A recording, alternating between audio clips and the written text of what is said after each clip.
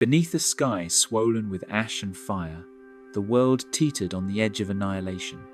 Roughly 252 million years ago, continents baked under relentless heat, oceans turned toxic, and every breath of air carried the weight of a dying planet.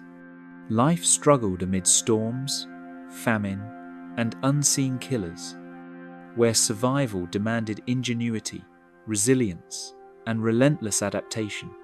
Forests burned, rivers vanished, and predators prowled a landscape stripped to its bones, leaving only fleeting refuges for the desperate. Step into this nightmarish world and witness the fragility, terror, and astonishing persistence of life at its limits. Inferno rising, volcanic fury across the Permian. The land trembled as molten rivers tore across vast plains, carving channels in the bedrock that glowed with a deep, unearthly orange under a sky swollen with smoke. In the north, the eruptions of the Siberian traps unleashed sheets of basaltic lava that stretched for hundreds of kilometers, their combined volume estimated at over 4 million cubic kilometers, transforming the continental crust into a patchwork of molten rock. Ash and pumice exploded into the stratosphere, forming towering plumes that darkened the sun for months, scattering microscopic droplets of sulfuric acid that drifted across the continents, mingling with the scorching winds. The ground itself pulsed with heat, and in low-lying valleys, trapped pockets of superheated gas and pyroclastic flows swept indiscriminately through forests and plains, obliterating any creature or plant that dared remain in their path. Amid the chaos, plants struggled under conditions far beyond any they had previously endured.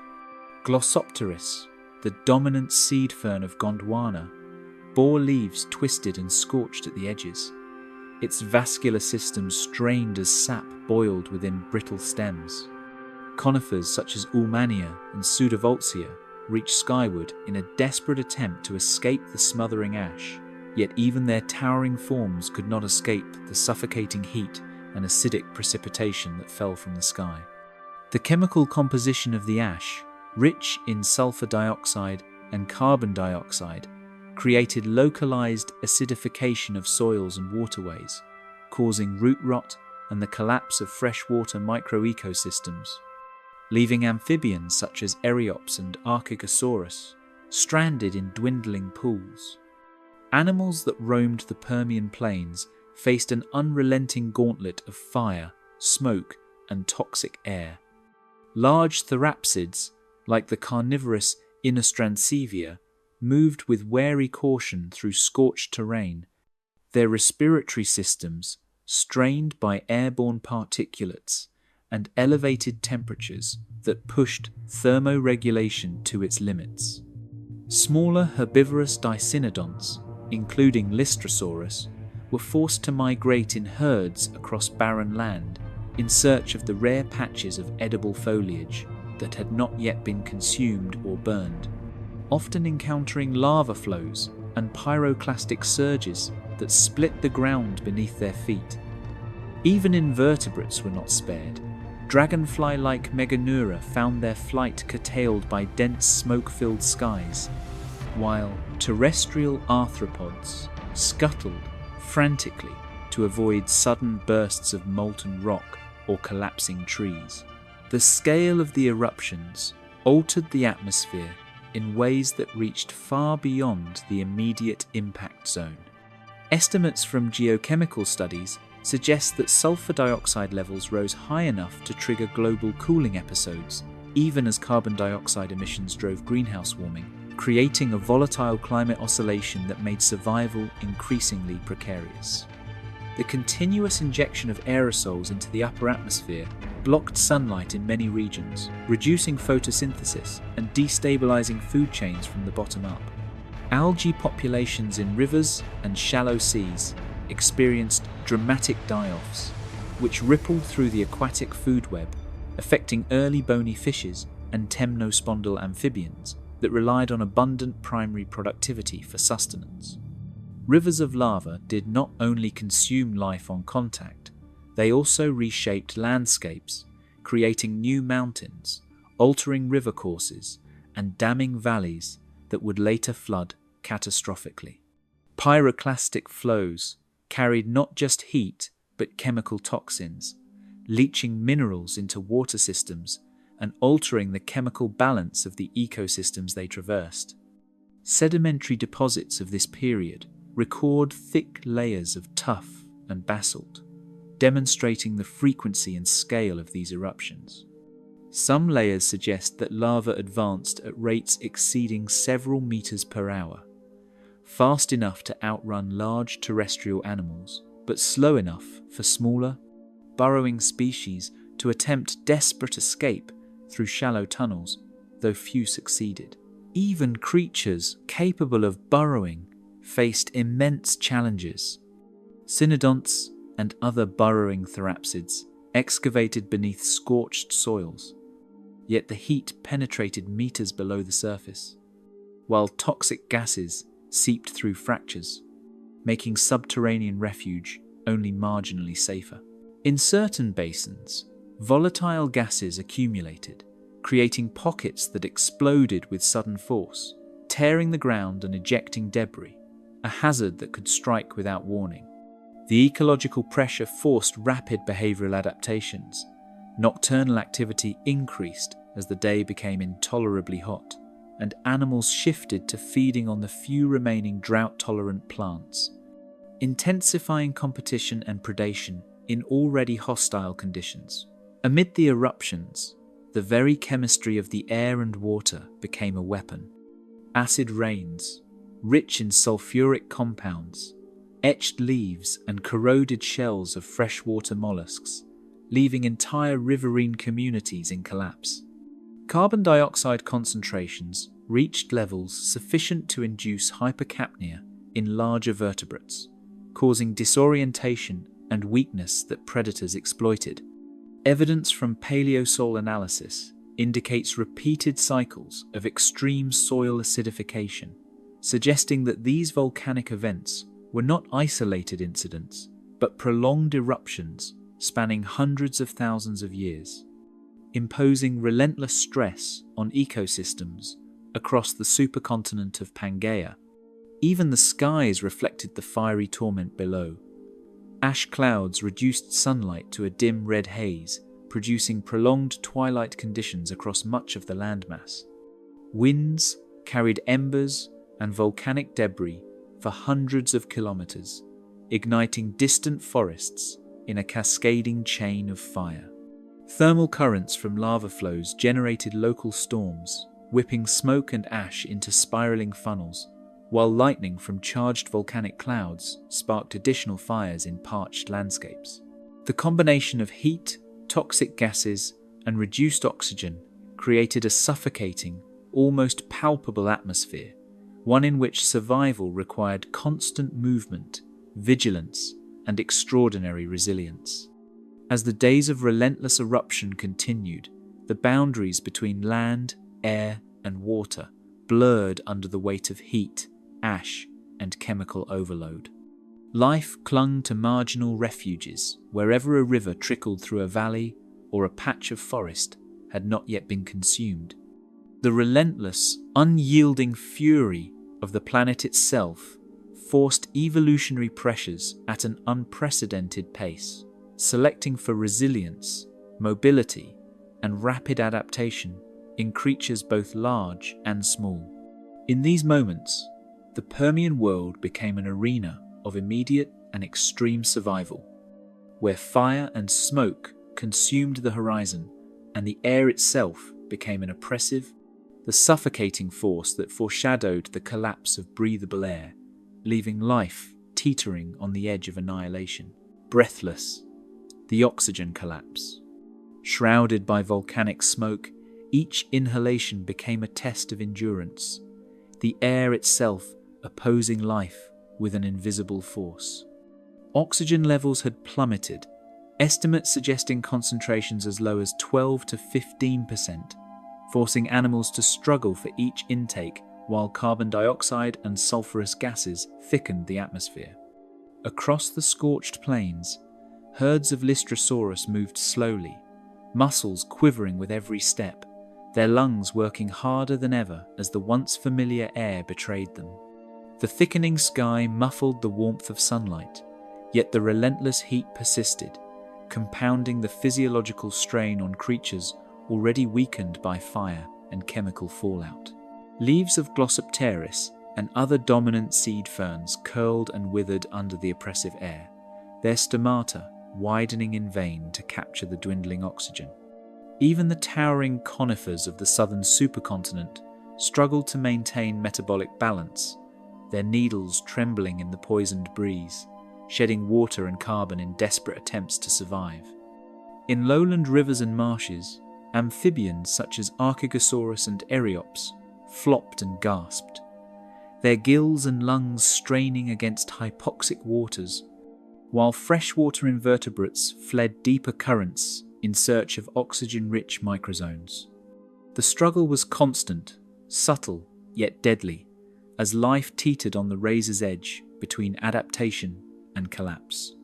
Massive dragonfly relatives, the Meganeura, found flight increasingly laborious. Their enormous wings, once capable of gliding effortlessly above wetlands, now beat sluggishly against the thick, suffocating air.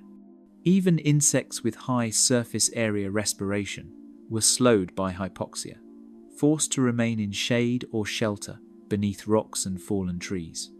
Terrestrial arthropods, which had thrived in previous periods of warmth and abundance, were now confined to narrow, oxygenated microenvironments, retreating from the open plains where predators prowled and every inhale demanded effort. Predators, too, felt the invisible hand of suffocation. Innostransevia and other large carnivorous therapsids moved with a calculated, frenzied patience, stalking weakened herbivores whose bodies trembled under the physiological weight of low oxygen. Their hunting strategies adapted. Attacks became sudden, decisive, and opportunistic, exploiting moments when prey gasped and faltered. Smaller predators, including gorgonopsids, lingered near water sources, anticipating prey drawn to the last oxygen-rich pockets of rivers and marshes, creating deadly ambushes that combined the threat of predation with environmental stress. Rivers, swamps, and shallow lakes became temporary sanctuaries, yet even here the air and water were perilous. Oxygen stratification created sharp gradients, the surface often richer than the depths, but highly unstable due to volcanic heating and microbial activity. Amphibians and early bony fish struggled to remain in these thin layers, while algal blooms, fueled by chemical runoff, created localized dead zones. Sediments indicate that thermal layers and chemical toxicity frequently shifted within hours, forcing life to move constantly or perish, creating a relentless cycle of survival under impossible conditions. Underneath the soil, burrowing species faced their own invisible perils. Cynodonts and other small therapsids retreated into tunnels, yet pockets of carbon dioxide and methane percolated through the fractured ground, making even subterranean refuge only partially safe.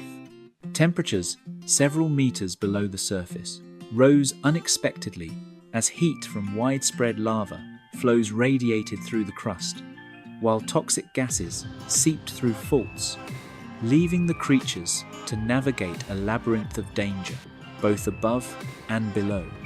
Behavioral adaptations intensified, nocturnal activity increased, foraging shifted to the coolest hours, and social coordination became critical to avoid suffocation or predation in these confined spaces. High-altitude refuges and elevated ridges became critical sanctuaries for certain species, where slightly higher oxygen concentrations allowed therapsids and early reptiles to breathe more efficiently. Fossilized growth patterns suggest that some dicynodonts increased red blood cell production, a physiological adaptation to counteract hypoxia, while smaller amphibians demonstrated rapid shifts in heart rate and respiration to cope with the thinning air. Even insects, such as primitive cockroach relatives, altered their tracheal ventilation, extending spiracle openings during cooler periods to maximize oxygen intake while minimizing water loss. These localized adaptations illustrate how life leveraged microenvironments and internal physiological flexibility to survive on a planet where breathable air was becoming a scarce resource. Even plant life revealed the unrelenting pressure of hypoxia. Stomatal densities in surviving species of Glossopteris and other ferns indicate desperate physiological adjustments, maximizing gas exchange while minimizing water loss. Photosynthesis slowed under the combined stress of low oxygen, ash-darkened skies, and high heat, reducing energy available for growth and reproduction. The collapse of plant productivity rippled through the food web, straining herbivores and, by extension, their predators, amplifying mortality across all levels of the ecosystem. Insects and smaller vertebrates exhibited extraordinary but often insufficient adaptations. Pelycosaurs, small amphibians, and early reptiles demonstrated increased lung surface area or intermittent aerial exposure to maximize oxygen uptake. Yet these strategies came at the cost of vulnerability to predators and environmental hazards. Even the giant dragonflies adjusted their flight patterns, staying near oxygen-rich wetlands and avoiding long-distance excursions, highlighting the interplay between physiology, environment, and survival imperatives in a world where air itself had become deadly. Volcanic gases continued to dominate the landscape, carrying sulfur dioxide, carbon dioxide, and other noxious compounds far beyond the eruption sites. The mixture of heat, chemical toxicity, and low oxygen created a planetary atmosphere in which survival depended on mobility, timing, and the ability to exploit transient refuges. Herds moved along shrinking rivers, amphibians clung to narrow swampy corridors, and flying insects hovered over the last patches of oxygen-rich air, each species responding in real time to conditions that had transformed familiar lands into a suffocating labyrinth. Every inhalation demanded effort, every movement tested endurance, and every environmental fluctuation represented the difference between life and death. Shadows lengthened over parched valleys and scorched marshes, accentuating the fragility of existence in this collapsing world. Yet even in this suffocating, chemically laden atmosphere, life demonstrated persistence. Small pockets of survival formed in water, shade, or burrows, setting the stage for the next desperate fight against the Permian nightmare. The thinning skies pushed creatures ever closer to aquatic refuges, but as they reached for the tenuous relief of rivers and marshes, the looming threat of deadly waters, oxygen-poor and toxin-filled, hinted that the struggle was far from over. Dead seas, acidic waters, and suffocating currents. As animals pressed toward shallow waters, the rivers and swamps betrayed them, their currents sluggish and laden with toxins that made each gulp of water a gamble with life itself. Dissolved oxygen in these aquatic refuges sank to dangerously low levels, often approaching near zero in localized pockets, leaving early bony fishes, amphibians, and small reptiles gasping under the water's weight. Invertebrates, including brachiopods and mollusks, struggled to filter what little oxygen remained. Their shells etched by the increasingly acidic waters, revealing microscopic pitting caused by the chemical assault of sulfuric and carbonic acids. Even freshwater algae, once a source of nourishment, decayed rapidly under thermal stress, producing clouds of carbon dioxide and hydrogen sulfide that further choked aquatic life. Massive temnospondyls, Predators that had once thrived in rich swamps now prowled tenuous oxygen pockets, muscles straining as they hunted in waters that changed from life-sustaining to lethal within hours. Small amphibians sought refuge among the roots of submerged Glossopteris or in shaded undercuts, relying on behavioral ingenuity to find microzones with higher oxygen concentrations. Fossil evidence suggests that some species migrated laterally along river channels in search of these narrow refuges, travelling kilometres over precarious substrate, their survival dependent on the rare combination of cooler temperatures and slightly elevated oxygen. Acidic plumes, born from volcanic runoff, etched shells and coral-like structures, weakening the protective armour of aquatic invertebrates. Brachiopods, such as spirifa and mollusks, including bivalves, found themselves trapped between the corrosive water and oxygen-depleted currents. Their slow movement and sessile habits, once evolutionary advantages, became liabilities, forcing species to adapt rapidly or face extinction. Even temporary calm waters offered no sanctuary, as chemical toxicity diffused through sediments and shifted unpredictably with currents and temperature fluctuations. Early ray-finned fishes, ancestors of modern teleosts, exhibited remarkable yet insufficient adaptations. Their gill surfaces expanded to capture minimal oxygen, while erratic swimming patterns allowed them to remain in the thinnest viable layers of water. Larger predators exploited moments when these fish faltered, creating a dynamic of opportunistic survival where even small gains in oxygen could determine life or death. Fossilized growth rings in fish bones suggest that metabolic stress stunted development, revealing the long-term physiological toll of hypoxic waters. Stratification created invisible traps beneath the surface. Denser, warmer water sank into oxygen-starved layers, while cooler surface currents fluctuated unpredictably, leaving mobile organisms constantly recalibrating their depth and position. Amphibians with dual respiratory systems, lungs and gills, shifted between layers to maximize intake, while insects and small arthropods utilized shallow, oxygenated films near the surface, illustrating how life exploited even the most marginal environmental gradients. Chemical gradients created unpredictable microhabitats within the seas, where pockets of cooler, oxygen-rich water coexisted with dense layers of CO2 and hydrogen sulfide. Some bivalves and brachiopods attempted vertical migration along the sediment-water interface, shifting centimeters at a time to remain in tolerable zones. Fossil isotopic analysis indicates these movements corresponded to rapid changes in water chemistry, revealing that survival depended not just on respiration, but on acute behavioral responsiveness to chemical stresses.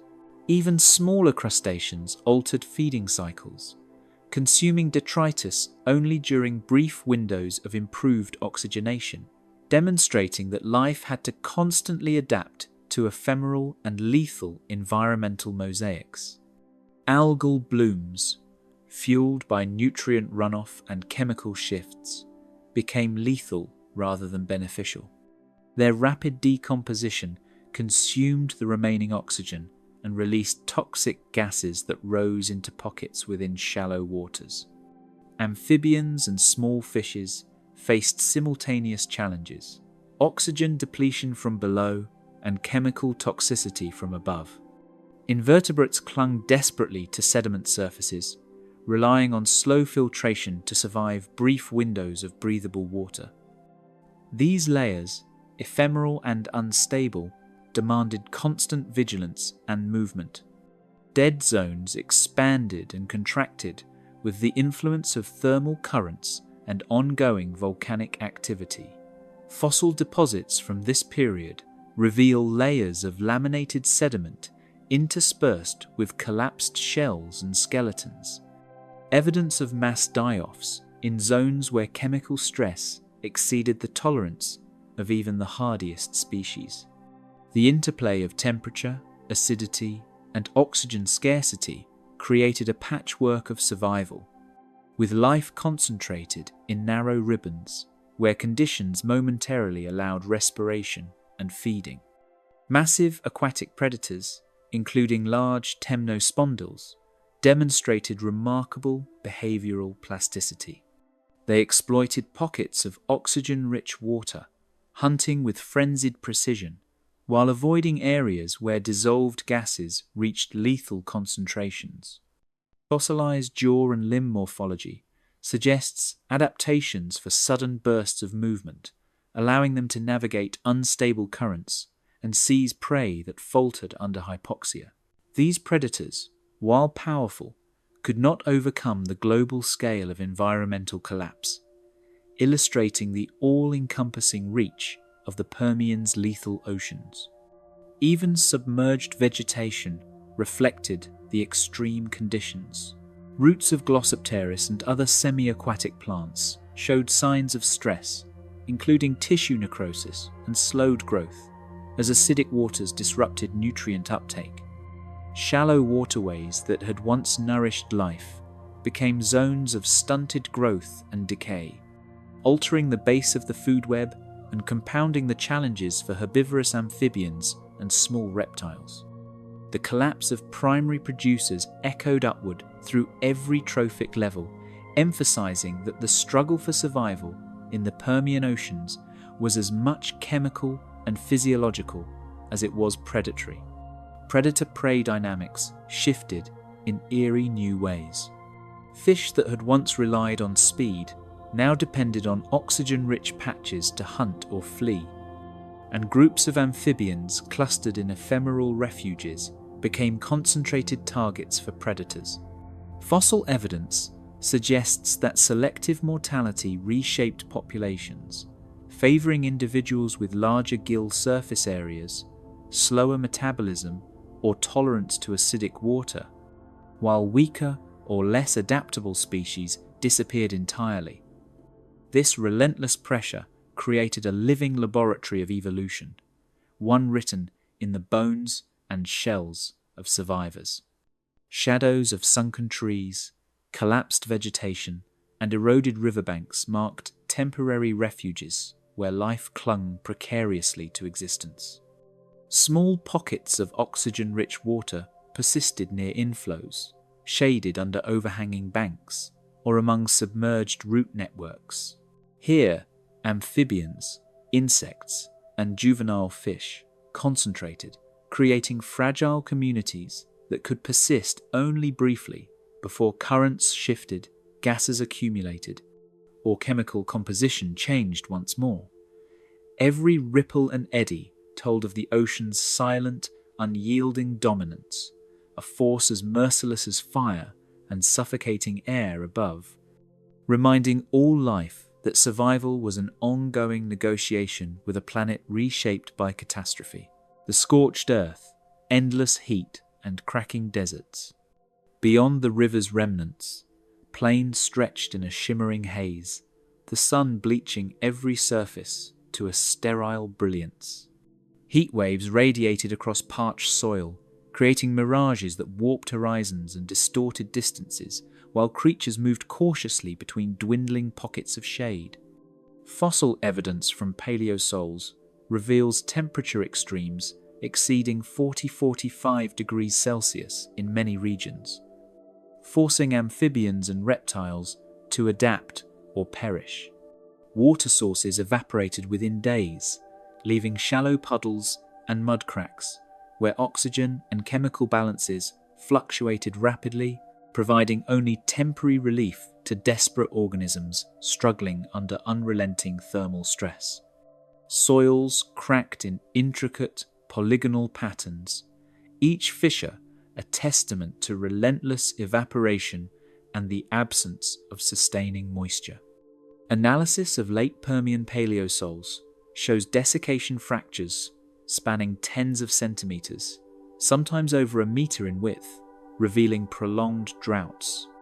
Microbes and plant roots were disrupted, slowing nutrient cycling, while terrestrial arthropods sought refuge in deeper soil layers. Even small pools of water between cracks often became hypersaline or acidic, creating additional physiological challenges for amphibians and early reptiles, who relied on these ephemeral refuges for hydration and reproduction in the desertified landscape. Small amphibians and early reptiles scuttled between sparse pools, where water lingered long enough to permit brief feeding, reproduction, or respiration. Observed adaptations included burrowing behavior, nocturnal activity, and clustering in shaded depressions. Fossil trackways suggest these creatures traveled kilometers daily, navigating treacherous terrain to find viable water and food. Burrows and depressions acted as microclimates, where humidity remained slightly higher and temperatures were less lethal. However, these refuges were fragile and short-lived, as evaporation, heat, and predation constantly limited survival windows, forcing life into an unending cycle of desperate mobility and cautious endurance. Glossopterous forests, once dense and sheltering, now wilted beneath oppressive heat, their leaves curling and stems succumbing to desiccation. Stomatal density studies indicate reduced photosynthesis under thermal stress, while tree rings in preserved logs reveal slowed growth and drought-induced tissue necrosis. The collapse of forested regions not only deprived terrestrial animals of shade and food, but also contributed to soil erosion, further reducing water retention. Fallen leaves and decaying vegetation intensified fires in sun-exposed areas, creating a feedback loop of heat, combustion, and nutrient loss that reshaped the landscape into a hostile, fragmented mosaic of life and death. Thermally induced metabolic stress forced larger therapsids into nocturnal activity, avoiding the searing sun that could tip energy budgets toward collapse. Fossil bone microstructures indicate periods of slowed growth and physiological strain consistent with heat-induced dehydration. Predators adapted hunting strategies, taking advantage of weakened or disoriented prey in sparse environments. These behavioral shifts created intense competition over the few remaining water sources, while seasonal temperature spikes further reduced the survivable habitats. Nighttime became a brief window for mobility, foraging, and hunting, emphasizing that survival relied on a combination of timing, agility, and energy conservation under the relentless heat. Apex hunters' shadows lengthened across parched valleys, exploiting every weakened or trapped organism, as hunting strategies shifted to match the unforgiving landscape. Fossil evidence of bite marks and concentrated kill sites suggests opportunistic behavior intensified during drought peaks. Small reptiles and amphibians relied on speed, camouflage, and burrowed refuges to escape increasingly cunning hunters. Carnivorous therapsids demonstrated remarkable stamina and endurance, capable of tracking prey across desiccated plains for hours.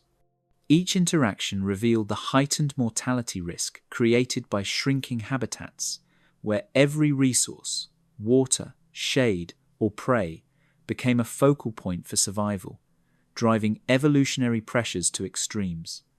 Intermittent dust storms rose from dried riverbeds, carrying fine particles that coated skin, gills, and respiratory surfaces, exacerbating physiological strain.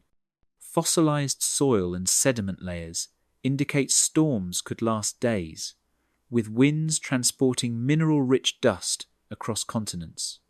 Small amphibians, early reptiles, and arthropods were forced to retreat underground or into scarce vegetation, while exposed species faced suffocation, abrasion, and thermal shock. The storms also redistributed nutrients and organic matter, temporarily creating localized zones of fertility. Yet overall, they amplified mortality and stress, underscoring that environmental hazards were not limited to temperature alone, but included airborne chemical and particulate threats. Seeking shelter from harsh surface conditions, burrowing species attempted temporary escape, revealing fossil evidence of deep, ventilated tunnels that harbored isolated communities. Some small amphibians and insects relied on these subterranean refuges for shelter, moisture, and reduced predation. Analysis of burrow morphology suggests that some extend several meters, with branching networks to access oxygenated pockets. Yet underground life was not risk-free.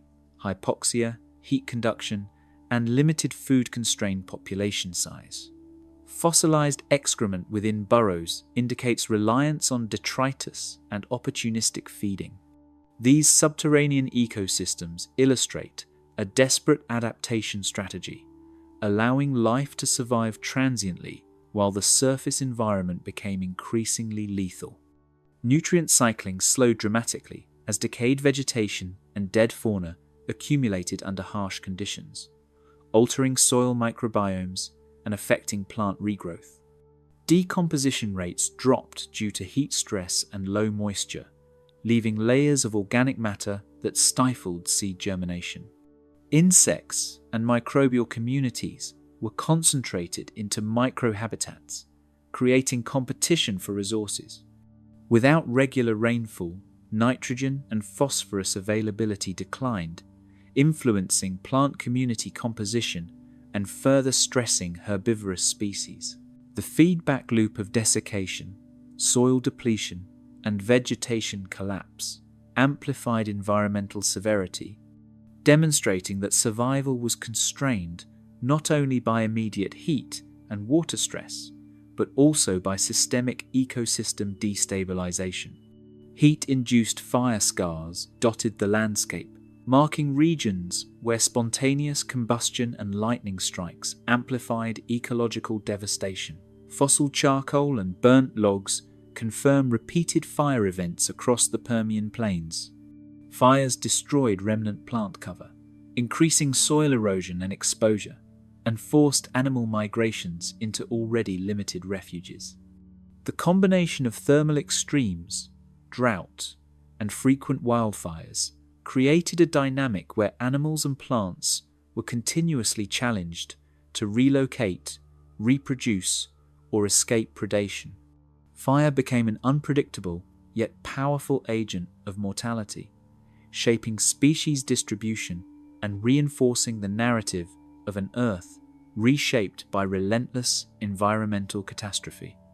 The horizon blurred under mirages and heat shimmer, emphasizing that survival required constant vigilance, mobility, and adaptation in a world relentlessly stripped of life-sustaining resources. Animals moved cautiously across barren plains, predators exploited every weakness, and ephemeral pools dictated daily routines. Fossil evidence suggests population collapses were widespread, with only small, adaptable species able to persist. Even in these extreme conditions, traces of life clung to microhabitats, hinting at resilience amidst chaos. The sun-baked landscape, endless and unyielding, stood as a testament to planetary forces exceeding the endurance of most species, while the stage was set for the next chapter of survival under an unforgiving Permian world. Predators of a broken world, giants stalking the weak. Across the cracked plains, shadows elongated as giants prowled, their movements deliberate and calculated. Muscles tensed beneath leathery skin, limbs designed for sudden acceleration and sustained pursuit, while eyes scanned for any sign of weakness in the few surviving herbivores and smaller reptiles. Fossilized trackways reveal precise ambush points near ephemeral waterholes and sparse vegetation, showing that predators exploited both terrain and environmental stress. Heat shimmer distorted distances, but these hunters adjusted instinctively, their sensory perception honed to the subtle movements of fatigued, dehydrated prey struggling across sun-scorched soils. Gigantic amphibians, some exceeding 3 meters in length, lurked near dwindling waterholes, waiting for the perfect moment to strike.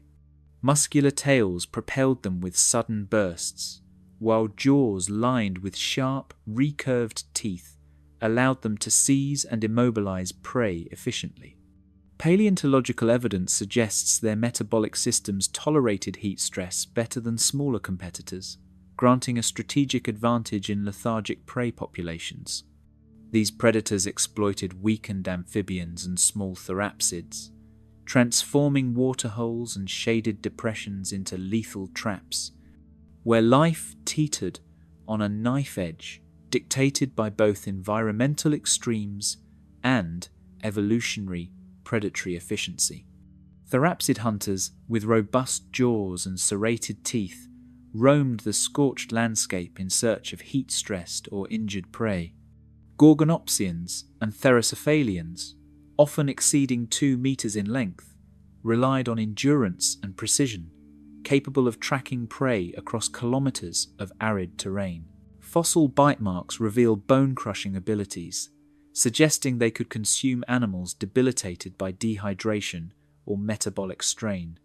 Behavioral reconstructions indicate coordinated hunting patterns, where ambush and opportunism merged to exploit the smallest window of weakness, demonstrating that predation was as much an environmental adaptation as a biological imperative. Smaller animals huddled in the sparse shade of Glossopteris remnants or rock outcrops, acutely aware that weakness, injury, or hesitation could invite immediate death. Trackway fossils show repeated attempts to evade predators, with zigzagging paths and sudden dives into shallow depressions. Despite these evasive maneuvers, the combination of heat-induced lethargy, dehydration, and shrinking microhabitats made escape increasingly difficult.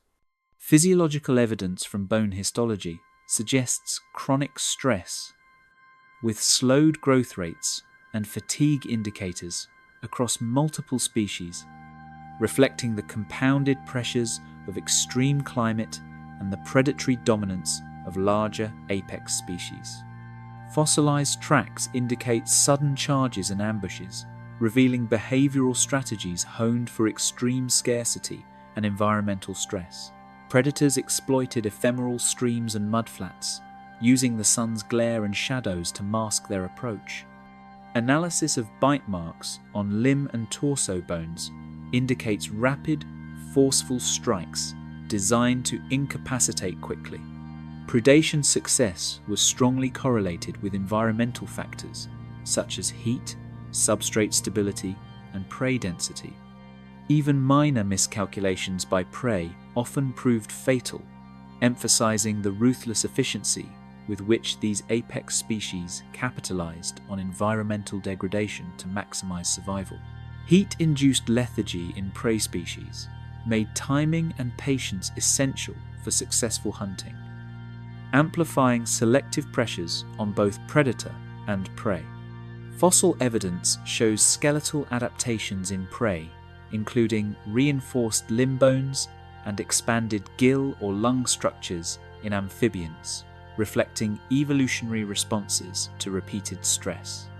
Predators tracked subtle physiological weaknesses, shallow breathing, slowed movements, irregular gait, demonstrating acute environmental awareness. These interactions created a high-stakes theatre of survival, where only those capable of acute sensory perception, rapid response, and adaptive flexibility could persist, revealing the intricate dance of life and death under Permian extremes. Predators adapted their hunting techniques to terrain, using dry riverbeds, sun-bleached ridges, and shadowed gullies to conceal movement until the last moment. Trackway analysis indicates deliberate spacing, coordinated pauses, and sudden bursts of speed, while tooth morphology reveals strategies for dismembering prey efficiently. Thermally stressed amphibians and reptiles were funneled into predictable paths, where predators could strike with minimal energy expenditure. This synergy of behavioral cunning and environmental exploitation underscores the evolutionary pressure on both hunters and hunted, demonstrating that survival was not only a matter of strength, but also of adaptability and intelligence. Competition between large amphibians and therapsids intensified as overlapping territories and limited prey forced confrontations. Fossil evidence suggests occasional combat between apex predators, with bite marks, healed fractures, and disarticulated skeletons revealing territorial disputes and resource competition. These interactions further constrained prey availability, creating cascading ecological effects that amplified mortality across multiple species. Behavioral adaptations included nocturnal hunting, strategic ambush points, and coordinated movements, reflecting a complex predator hierarchy that operated alongside environmental extremes, where dominance and survival were inseparable from the brutal logic of a collapsing ecosystem. Evidence from cranial morphology and bite marks demonstrates that these predators could crush bone, tear flesh, and exploit weakened organisms efficiently. Muscle attachment sites on skulls indicate remarkable bite force, while dental wear patterns suggest repetitive stress from large prey consumption. Even scavenging behaviors reflect opportunism, with apex predators consuming carcasses abandoned due to heat, dehydration, or predation. These strategies maximized caloric intake in a world where resources were unpredictable, illustrating that predation in the Permian was as much an exercise in survival economics as it was a display of raw power. Even in the shadow of apex predators, life persisted in microhabitats, but survival demanded constant vigilance, agility, and adaptation. Small amphibians, insects, and juvenile reptiles clustered in shaded depressions, burrows, and isolated vegetation, taking advantage of predator blind spots. Fossil evidence shows these microhabitats were critical refuges, sustaining population pockets that could regenerate when conditions temporarily improved. However, predation pressure was relentless, and mortality rates remained high, indicating that the hierarchy of life was dominated by those capable of enduring both environmental extremes and the strategic precision of giant hunters. Invisible threats, pathogens, fungi, and opportunistic microbes compounded mortality, ensuring that no escape from the Permian nightmare was absolute. Heat-stressed or injured animals became ideal hosts, while decaying carcasses accelerated the spread of bacteria and fungal spores. Fossilized lesions and microbial structures suggest disease was a pervasive force, subtly shaping population dynamics alongside predation and climate stress. The combination of visible and invisible threats rendered survival a constant negotiation where adaptation, timing, and resilience determined which species could persist. In this broken world, every shadow could conceal a predator or a lethal microbial threat, and even the fittest were never guaranteed safety. Plagues in the shadows, invisible killers beneath the surface. Along the dim margins of the dying landscape, microscopic forces stirred with unsettling vigor, exploiting wounds, weaknesses, and the stress etched into every living body. Heat-strained amphibians carried swollen lesions where opportunistic bacteria infiltrated thinning skin, while dry, cracked soils released aerosolized fungal spores capable of invading respiratory tissues.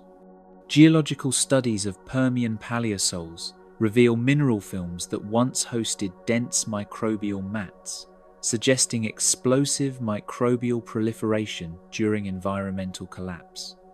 As each fragile creature moved through shrinking refuges, Invisible threats intensified the hazard of every step, every breath, and every fleeting moment of survival.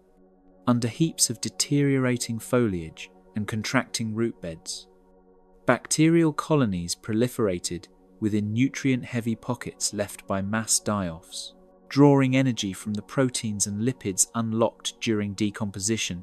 Chemical analysis of fossilized bone surfaces indicates microbial tunneling, where bacteria bored microscopic channels through weakened skeletons. These decay microbes thrived in temperatures exceeding 30 degrees Celsius, accelerating carcass breakdown and amplifying disease transmission. Carcasses that once decayed over weeks dissolved in days, turning refuge sites into microbial hotspots. Any animal lingering too long near the remnants of the dead risked inhaling or absorbing pathogens capable of undermining organs already strained by heat and starvation. Within the shallow layers of disturbed soils, actinomycete bacteria produced toxic secondary compounds that diffused through dust clouds whipped across barren plains. These soil-derived toxins, preserved as chemical biomarkers in Permian sediment cores, reveal environmental conditions that promoted bursts of antibiotic-like substances. While deadly to small invertebrates, these compounds irritated the mucous membranes of larger animals, inflaming airways already damaged by particulate matter and volcanic emissions. Each dust-laden gust carried its own arsenal of biological hazards, blurring the line between environmental stress and active microbial assault across the deteriorating Permian world. Inside still channels and contracting pools, protozoan parasites floated through sediment-laden water, infiltrating the gill tissues of fish debilitated by thermal stress and acidic conditions. Fossil traces of fused gill arches hint at chronic parasitic pressures that suffocated aquatic species struggling in oxygen-poor habitats. As shallow waters warmed beyond 32 degrees Celsius, protozoans reproduced rapidly, choking larvae and juveniles unable to escape deeper refuges. Even brief immersion in contaminated pools left amphibians vulnerable to systemic infections that spread through the bloodstream and organ systems. These unseen adversaries transformed every remaining water source into a lottery of survival. Throughout the withered ferns and thinning glossopterid forests, fungal pathogens infiltrated roots deprived of moisture, producing mycelial networks that spread through parched soils like silent fires. Paleobotanical evidence from coal-bearing Permian sequences shows patterns of root rot and necrosis consistent with aggressive fungal invasion. These infections disrupted water transport systems within plants, accelerating die-off across landscapes already crippled by dehydration. Herbivores that fed on infected tissues ingested spores capable of colonizing their digestive tracts, compounding malnutrition with internal fungal growth. Even the plant kingdom faced microbial opponents that thrived where stress undermined resistance. What were once considered safe havens, those burrows carved deep into the earth, turned into zones where anaerobic bacteria flourished in humid pockets formed by trapped moisture and decomposing food stores. These bacteria produced hydrogen, sulfide, and methane, gases capable of poisoning small reptiles or amphibians seeking refuge from surface heat. Microbial mats lining tunnel walls indicate persistent bacterial activity, preserved in trace fossil patterns resembling layered films. Animals, sheltering underground, inhaled toxins that weakened cardiovascular and respiratory systems, turning sanctuaries into death traps. Even the most strategic hiding places became compromised when microbial communities adapted to conditions shaped by prolonged environmental collapse. In floodplains intermittently soaked by toxic rainfall, algal blooms developed in shallow depressions, creating mats of cyanobacteria that released neurotoxins under intense sunlight. Biomarkers extracted from Permian lake sediments suggest repeated episodes of cyanobacterial expansion tied to nutrient influx from volcanic ash. Animals lapping from these green-stained puddles risked muscular paralysis, disorientation, and organ failure within hours. When winds dried these algal mats, flakes of toxic residue drifted across the surface, entering nasal passages and contaminating food sources. Even brief encounters with these microbial blooms carried life-threatening consequences. Hidden within decomposing logs and shaded detritus, parasitic nematodes utilized moist microhabitats to complete life cycles, accelerated by fluctuating humidity. Fossilized coprolites containing dissolved nematode eggs reveal infestations that likely caused anemia and internal bleeding in herbivorous therapsids. These parasites exploited hosts, weakened by heat stress, dehydration, and malnutrition, siphoning nutrients already in short supply. Infested animals displayed stunted growth and brittle bone microstructures documented in fossil remains, indicating systemic strain. The smallest parasites wielded disproportionate influence, reshaping the life histories of creatures already living on the brink. Slender riparian corridors shrank as biofilm-forming bacteria coated submerged stones and decaying roots, producing slippery, mucilaginous layers that trapped sediments rich in volatile organic compounds. These microbial films generated localized pockets of hypoxia, documented in geochemical gradients, and fossilized microbial textures, preserved in ancient channel deposits.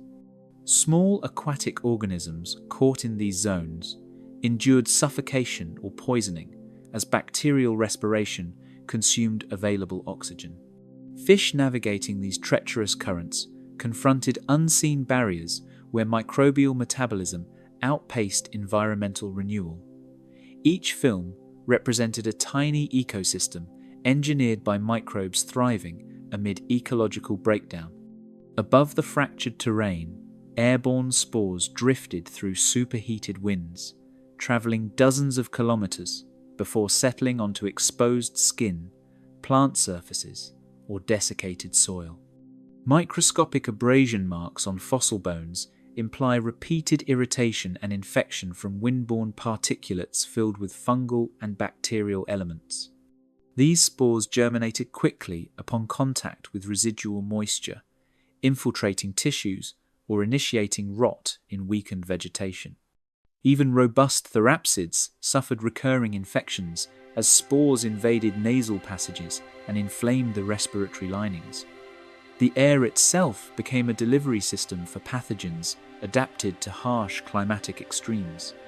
Beyond the reach of sight or sound, microbial networks cooperated, competed, and evolved with astonishing speed, turning environmental collapse into a laboratory for biological innovation. Pathogens diversified as rapidly as their hosts declined, producing new strains capable of bypassing immune defenses eroded by continuous stress. Fossil evidence of bone deformities, lesions, and mineralized microbial colonies demonstrates how disease sculpted Permian ecosystems alongside climate and predation. As these silent plagues spread, they ensured that no refuge remained untouched. Even before volcanic fire reshaped the horizon, unseen killers had already rewritten the fate of countless species. Skies of flame, wildfires and acid rains devouring life. As invisible killers retreated into shadows, the horizon erupted with a new, unmistakable fury, igniting forests, grasslands, and marshes alike. Volcanic heat, parched soils, and lightning strikes converged to spark uncontrolled wildfires that roared across the continents. Ash and smoke rose into the stratosphere, darkening skies and scattering sunlight in hazy veils. Trees, ferns, and glossopterid stands were quickly consumed, leaving behind blackened skeletons of trunks and leaves. Every inhalation carried smoke-laden particulates. Each gust spread fire embers farther, and the air pulsed with the unrelenting heat of a world scorched from pole to equator. Smoke plumes thickened into rolling columns, mingling with sulfur dioxide and nitrogen oxide from volcanic eruptions, forming acidic clouds capable of burning delicate leaf surfaces and corroding exposed soil. Sediment cores from the Permian reveal layers of chemically altered deposits, indicating repeated cycles of acid precipitation interspersed with periods of wildfire dormancy. Rainfall, when it came, was corrosive rather than replenishing, stripping essential minerals from vegetation and accelerating plant mortality. Animals exposed to these downpours suffered damaged skin, mucus irritation, and disrupted metabolic processes, while smaller amphibians and insects were often killed outright before they could seek shelter. Charcoal fragments embedded in floodplain sediments tell of a world repeatedly scorched, where fire left permanent traces in the geologic record. Glossopterid forests, once dominant, show evidence of complete canopy loss, while understory ferns and horsetails perished under intense heat. Fossilized soil horizons display oxidized iron and potassium enrichment, signaling both combustion and ash deposition. Fire not only consumed biomass, but also altered nutrient cycles, leaving soils temporarily infertile and forcing surviving herbivores to seek scarce, unburned vegetation. The destructive power of fire intersected with chemical assaults from acid, compounding environmental stress across every ecosystem.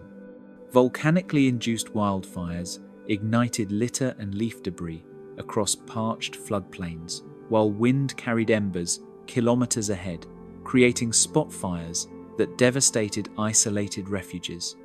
Fossil evidence from Permian strata shows successive burn layers in the same locales, suggesting repeated infernos within a humanly unimaginable time span. These recurrent fires eliminated temporary shelters for small reptiles and amphibians, forcing constant movement under suffocating heat and ash. The combination of fire and acid rain transformed once fertile floodplains into lethal corridors, where survival depended on rapid relocation, endurance, and a precarious balance between risk and opportunity. Acidic precipitation attacked every living tissue it contacted, stripping waxy coatings from plant leaves and altering soil pH to levels hostile to root growth. Chemical analyses indicate that sulfuric and nitric acid concentrations reach thresholds capable of killing seedlings and destabilizing established root systems.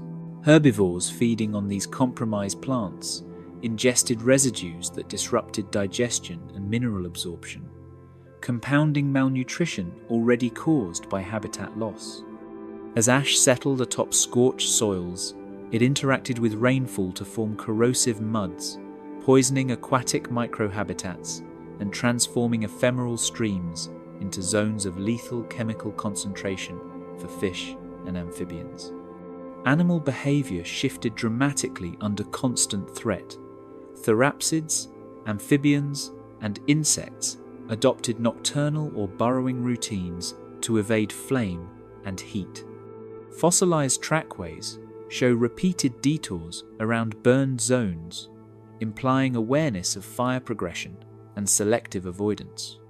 Shelters in damp soil or shaded debris were often temporary reprieves, as acid rains penetrated burrow entrances and compromised air quality. Even aerial predators faced hazards, with reduced visibility from smoke layers hampering hunting efficiency. Every movement carried the potential for injury or death, turning the pursuit of food, water, and refuge into an unceasing gamble in a world dominated by combustion and chemical assault. Ash deposits blanketed marshes, ponds, and riverbanks, choking emergent life and covering aquatic plants with fine layers of particulate matter. fish gills clogged under suspended ash, while invertebrates succumbed to combined hypoxia and chemical irritation. Fossilized sediment laminations reveal abrupt die-offs, coinciding with major wildfire events, suggesting rapid ecosystem collapse. Decomposing plant matter under heat and acidity accelerated the release of nutrients and toxins into water bodies, creating short-lived pulses of microbial activity that further stressed surviving aquatic life. Streams and ponds became unpredictable traps, where oxygen deficits and toxicity combined to turn every refuge into a potential death zone. Sediment chemistry indicates spikes in sulfur isotopes, tracing the long-distance transport of volcanic emissions and the global reach of acid rain events. Studies of coal-forming basins suggest that repeated fires contributed to increased carbon release, intensifying greenhouse conditions that exacerbated heat waves. Evidence of scorched tree rings and ash-laden leaf impressions confirms that repeated cycles of fire and precipitation were widespread. Animals forced to forage in these destabilized environments experienced chronic stress, slowed growth, and reduced reproductive success, leaving populations vulnerable to additional pressures from predators, disease, and ongoing habitat destruction. Even resilient species displayed clear physiological impacts, with fossilized bone microstructures revealing reduced growth rates, malnutrition, and stress markers consistent with repeated exposure to heat, smoke, and chemical hazards. Isotopic analysis of tooth enamel suggests fluctuating water availability and mineral imbalance, reflecting the combined pressures of burned vegetation and acidified streams. Amphibians and small reptiles frequently died in shallow depressions, while larger therapsids exhibited intermittent lethargy or displacement due to compromised resources.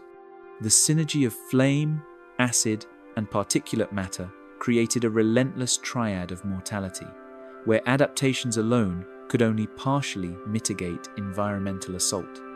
Landscapes, stripped of canopy and understory, became canvases for fire-adapted fungi and opportunistic microbes, which colonized ash-laden soils, feeding on charred organic matter and altering nutrient availability for the next generation of plants.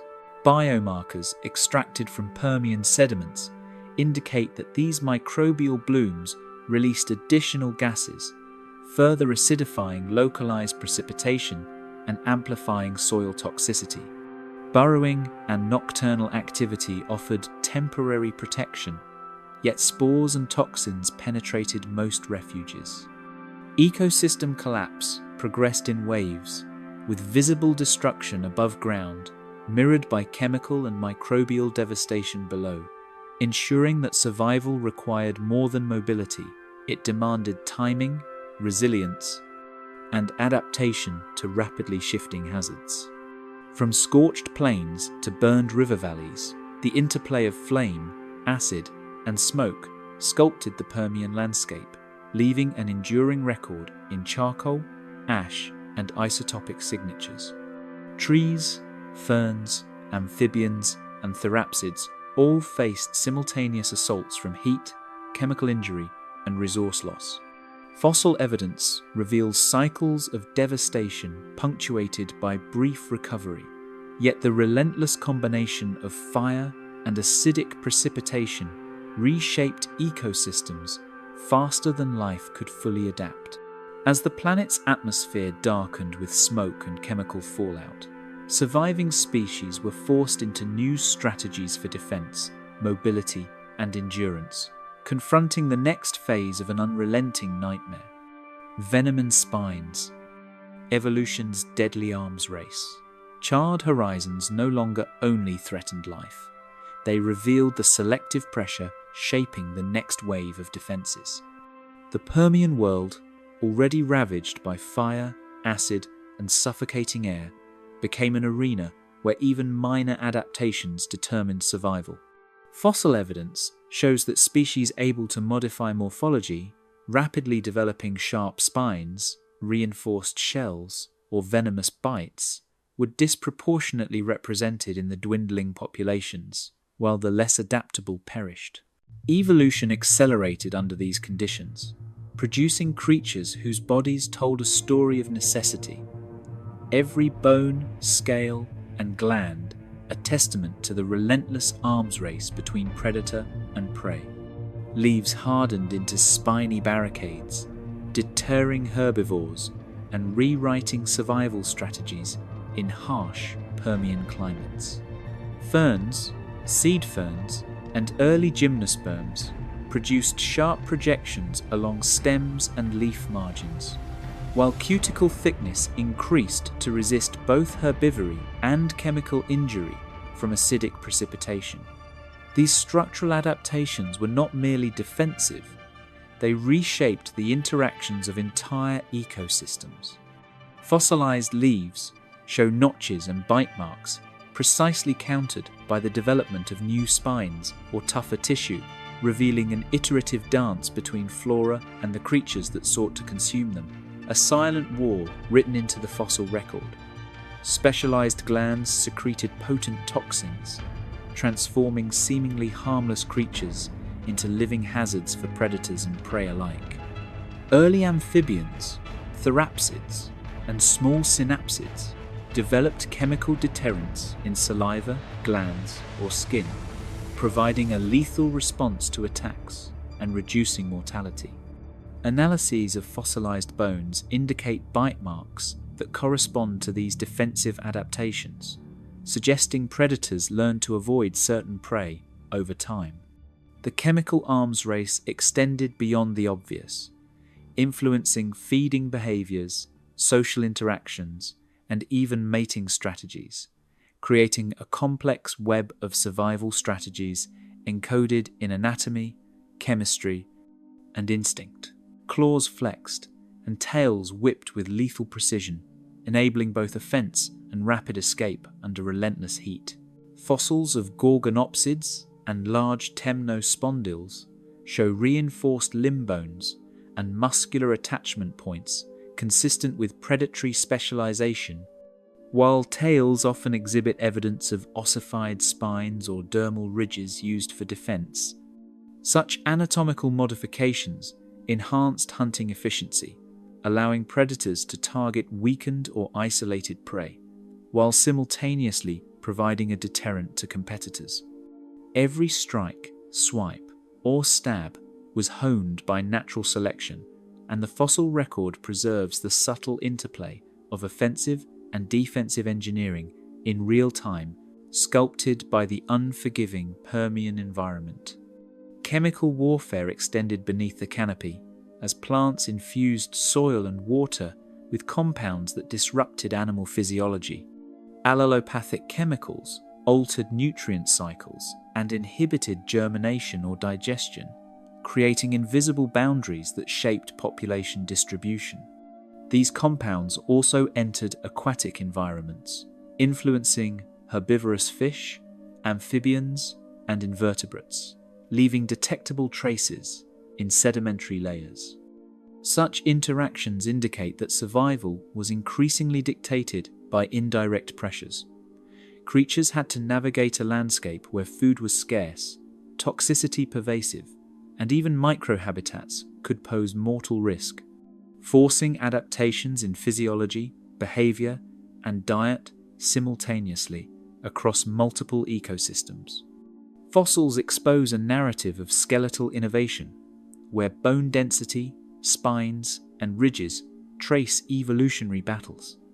Armored fish, heavily ossified amphibians, and synapsids develop structural defenses to withstand predation, while defensive ridges in cranial bones suggest impacts from bites or thrashing prey.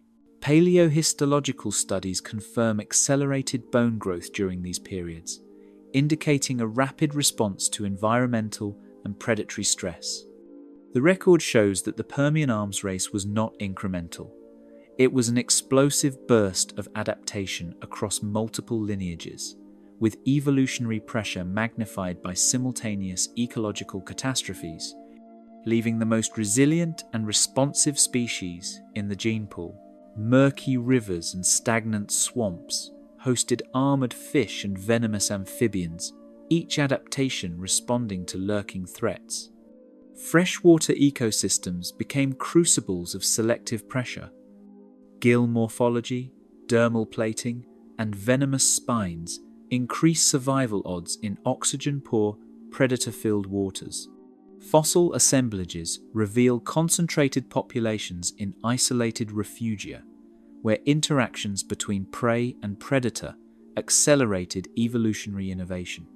Behavioral adaptations, such as ambush, predation, schooling, and burrowing, complemented physical defenses, demonstrating that survival was as much about strategy as anatomy. Each species' morphology reflects both its immediate environment and the predation pressures exerted by other evolving organisms. Sensory organs sharpened alongside physical defenses, allowing creatures to anticipate danger and react with lethal efficiency. Enhanced olfactory bulbs, visual acuity, and auditory structures appear in cranial fossils, suggesting heightened awareness in both predators and prey. Such adaptations were critical in a landscape of extreme environmental stress. Limited cover, scorching heat, and widespread fire meant that early detection often determined life or death. Coupled with venom, claws, or spines, these sensory refinements allowed predators to exploit vulnerabilities while prey species developed evasive behaviors, demonstrating the tight co-evolutionary feedback loop of Permian ecosystems. Evidence preserved in coprolites, gnawed bones, and tooth scars uncovers the real-time consequences of these evolutionary arms races. Traces of venom injection, defensive bites, and claw marks illustrate predator-prey interactions under extreme ecological pressure. Comparative studies of fossilized gut contents reveal shifts in diet corresponding to defensive adaptations, while skeletal injuries indicate both failed attacks and successful defenses. These records illuminate a dynamic, iterative process of adaptation, demonstrating how environmental stresses, predation, and competition combined to accelerate morphological and behavioral evolution simultaneously across multiple lineages. Every sharpened spine and venomous fang testified to the relentless ingenuity required to survive in a world under siege. Even the smallest morphological change could alter survival odds in the Permian nightmare. Combined with chemical, behavioral, and sensory adaptations, these evolutionary responses illustrate a planet in constant flux, where fire, acid, heat, and predation exerted unparalleled selective pressure. Life adapted not only to survive catastrophes, but to exploit the gaps they left, demonstrating resilience, creativity, and the sheer power of evolutionary innovation in a world stripped to its raw, merciless essence. In this crucible of extreme conditions, the arms race between predator and prey did not pause. It intensified, driving life toward greater specialization and lethal precision. Organisms capable of combining physical defenses, venom, and heightened senses gained reprieve, yet environmental pressures continued to mount. The interplay between adaptation and catastrophe highlights how necessity forged extraordinary biological innovations, while also foreshadowing the next phase of the Permian nightmare, where even water, soil, and the skies themselves would conspire to challenge the persistence of life in unprecedented ways. Ambush in the shallows, rivers and swamps as death traps. Submerged shadows shifted with deadly intent, revealing the predator's patient calculation beneath the water's surface. Murky currents concealed massive temnospondyls and amphibious fish, their eyes and lateral lines finely tuned to detect even the faintest ripple. In these shallow rivers and swamp pools, predators exploited the confusion of sediment-laden waters, waiting for prey weakened by heat, hypoxia, or scarcity of food. Fossil evidence shows bite marks consistent with rapid strikes, while preserved jaw morphology indicates adaptations for sudden, ambush-style predation. Every lurking predator transformed a seemingly calm waterway into a lethal gauntlet, turning survival into an exercise of constant vigilance. Murky currents concealed both threat and opportunity, creating microhabitats that tested the adaptability of every aquatic organism. Pools fed by irregular rivers became both refuge and trap. Small amphibians, fish, and invertebrates concentrated in oxygen-rich pockets, unknowingly drawing predators to predictable locations. Sedimentary layers reveal how these shallow refuges often became densely packed ecosystems, with death and survival intertwined. Temperature gradients, oxygen depletion, and periodic flooding combined to accelerate natural selection, as only the swift, vigilant, or chemically adapted could endure. In this world, every microhabitat represented both a sanctuary and an ambush site. Teeth, jaws, and armored scales evolved in tandem, each modification a response to the high stakes of predation in oxygen-starved pools. Armored fish developed reinforced plates to resist snapping jaws, while amphibians like eriops displayed strong cranial bones capable of delivering crushing bites. Fossil analysis shows that jaw mechanics allowed for rapid opening and closing, enabling predators to strike with lethal precision in murky, turbulent waters. Similarly, prey species modified defensive spines and body postures to counter these threats. The aquatic arms race mirrored terrestrial innovations, with each adaptation directly influencing survival rates in a landscape dominated by chemical and predatory pressures. In shallow marshes, lethargic prey were ensnared not only by predators, but by the water's chemical and thermal extremes. Oxygen levels dropped unpredictably as heat intensified and decomposition accelerated, forcing fish and amphibians into restricted layers where predators patrolled. Acidic runoff from burned soils further stressed these populations, altering gill function and digestive efficiency. Fossilized plant debris, in conjunction with sediment layers, reveals how these environmental pressures funneled prey into lethal corridors, demonstrating that survival in Permian waters required not only speed and vigilance, but also physiological resilience to chemical stresses. Fossilized bite marks and gut contents illuminate patterns of ambush predation, providing a window into the Permian underwater arms race. Coprolites from temnospondyls and fish indicate not only prey selection, but also repeated predatory strategies. Rapid strikes, targeting weakened individuals, and exploiting oxygen-poor refuges. Detailed analysis of cranial and jaw fossils reveals bite force estimates, suggesting that predators could immobilize prey with a single, well-placed strike. This evidence underscores that ambush in the shallows was not random. It was a calculated, evolutionary dance shaped by extreme environmental conditions and the relentless push of natural selection. Branching river networks acted as both refuges and traps, directing currents and concentrating prey in predictable zones. Seasonal flooding expanded temporary channels, only to recede and leave isolated pools teeming with desperate life. Predators quickly adapted, learning to patrol these confined spaces efficiently.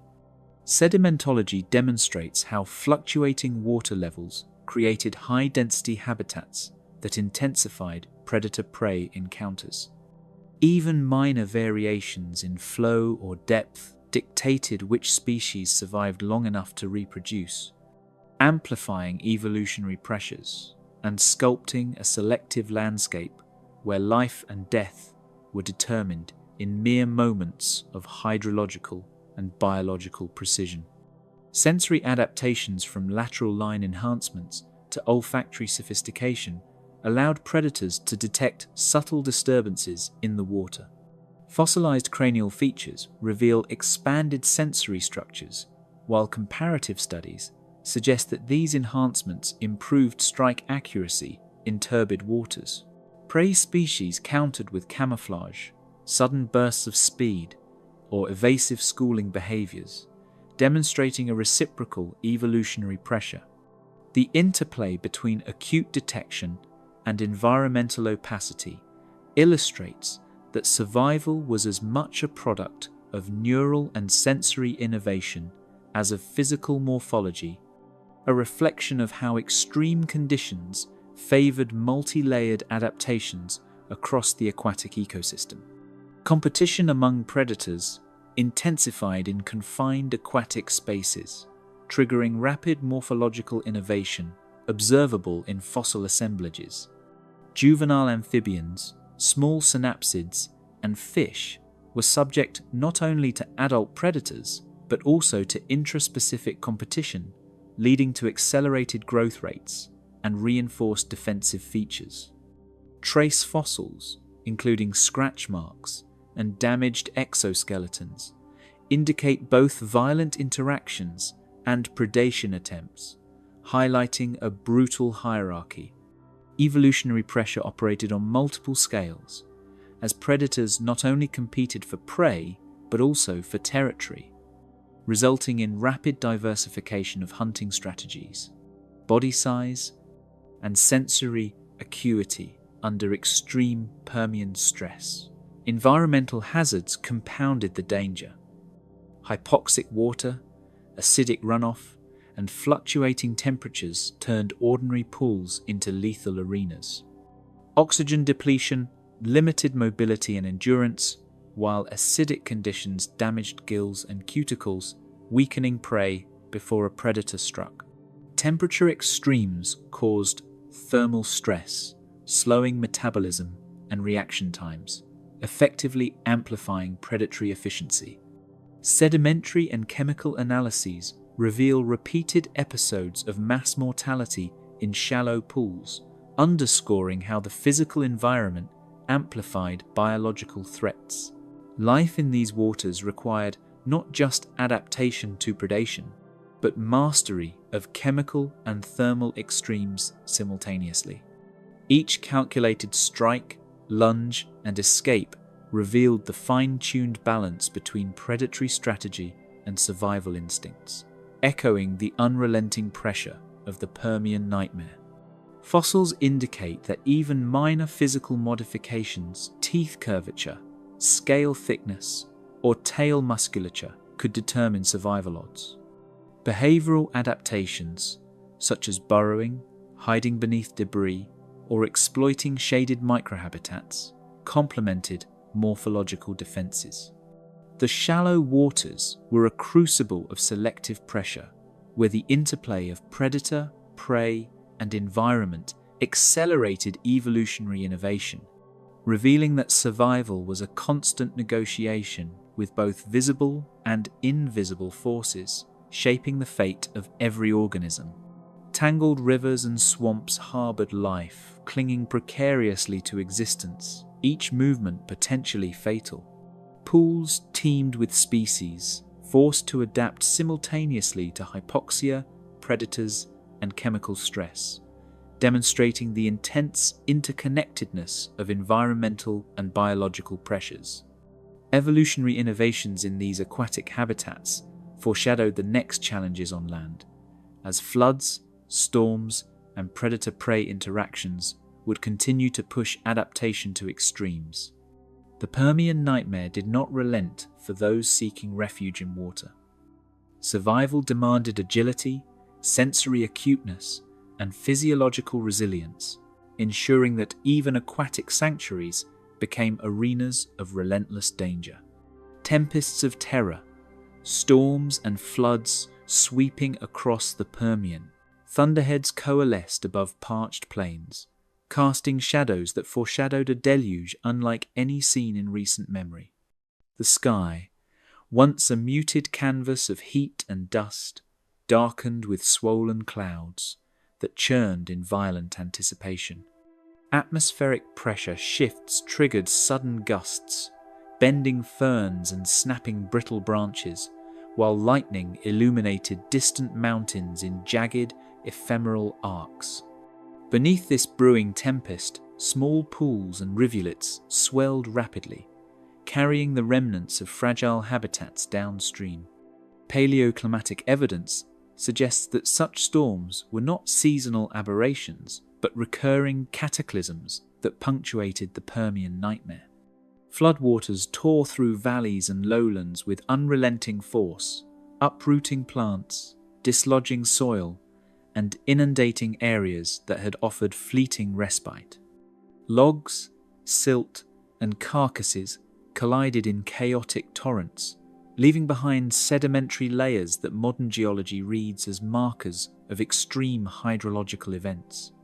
Amphibians, juvenile fish, and insects were swept from one channel to another, surviving by chance alone, while less fortunate organisms were lost forever in muddy, oxygen-depleted currents.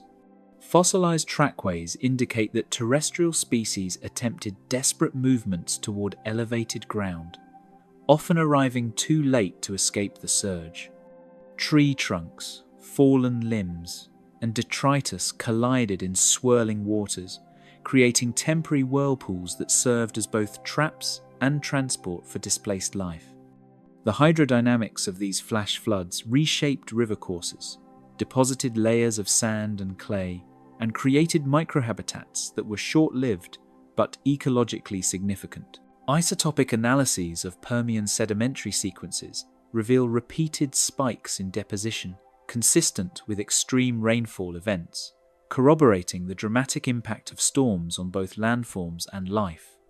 Each flood, though transient, amplified the selective pressures already imposed by fire, hypoxia, and predation, reshaping survival strategies in a matter of hours. Organisms clung to elevated banks, exposed roots, or hidden hollows, testing endurance against currents that could topple or drown with little warning.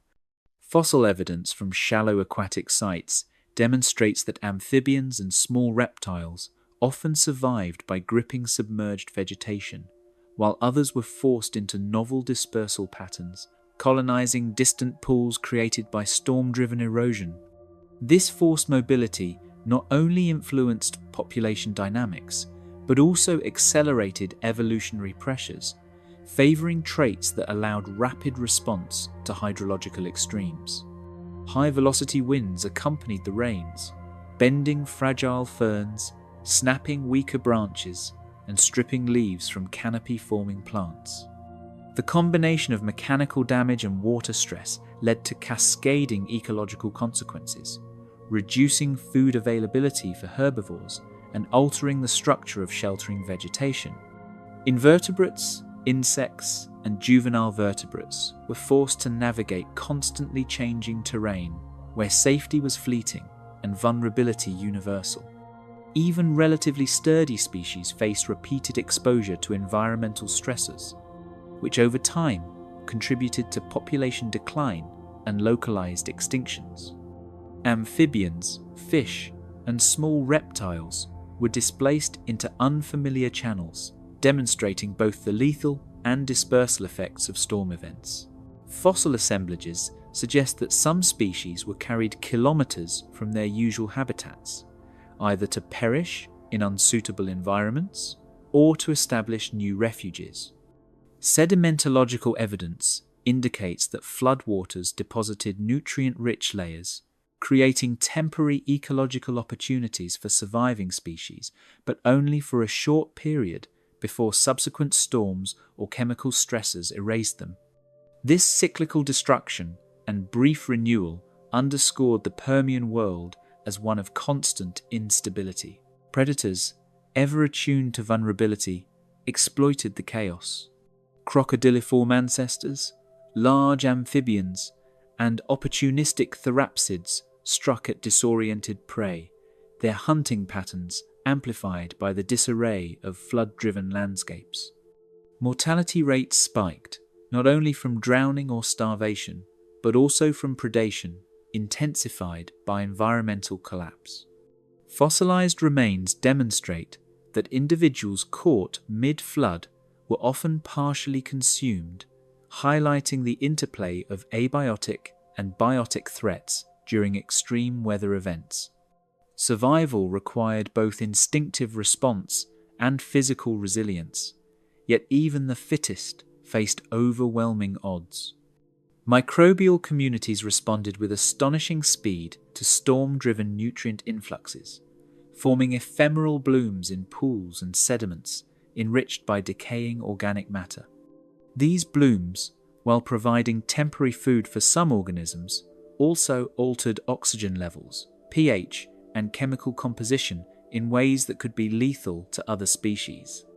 The combination of storm-induced mechanical stress and subsequent microbial shifts created a complex ecological feedback loop, intensifying the harshness of life in the Permian and demonstrating how biological and geological systems were tightly interwoven. As waters receded and the horizon cleared, the landscape bore a chaotic, transformed imprint. Sediment-laden riverbeds, stripped vegetation, and fragmented habitats served as stark evidence of the storm's power. Temporary pools and sheltered hollows became oases for surviving life. Yet they offered only partial protection against the multitude of ongoing threats: fire, drought, predators, and pathogens. Each flood left an indelible mark on survival strategies, forcing adaptations that balanced mobility, endurance, and opportunistic behavior in a world governed by extremes. Ultimately, these tempests revealed the Permian Earth as a crucible of relentless pressure, where atmospheric violence collided with predation, disease, and environmental collapse to test the limits of life. The convergence of forces, storm, flood, fire, and chemical stress ensured that no refuge was absolute, that survival demanded ingenuity and resilience, and that the stage was perpetually set for the next catastrophe.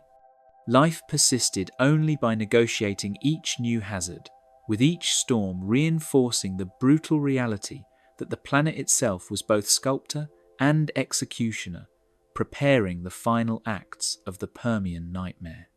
The Great Dying, when fire, poison, and famine converged, the sun rose behind a sky choked with ash, casting a muted, sickly light across a world on the brink of annihilation. Volcanic emissions from the Siberian traps mingled with chemical clouds, producing an atmosphere thick with carbon dioxide, sulfur dioxide, and particulates that alternately blocked warmth and amplified it, creating a climate far beyond the tolerance of nearly all life. Forests, once dense and teeming with amphibians, insects, and towering gymnosperms, smoldered in chemical-laden firestorms, while rivers and lakes became toxic mirrors reflecting a sky heavy with the stench of decay and sulfur. The very air pressed on the lungs of every breathing creature, each inhalation a labor, each movement a negotiation with the relentless environment. Torrents of poisonous rain scoured valleys, leaching essential minerals, burning leaves and soft tissues, and acidifying soils in an unprecedented assault on terrestrial ecosystems. Ferns, seed ferns, and conifers, unable to detoxify rapidly, collapsed in waves, their decay feeding microbial blooms that further stressed the remaining fauna. Vertebrates, from giant therapsids to small insectivorous reptiles, faced a dual crisis: dwindling food supplies and an atmosphere that compromised respiration. Even burrows and temporary shelters offered scant protection, as soil and water carried lethal compounds directly into the habitats of those clinging to survival.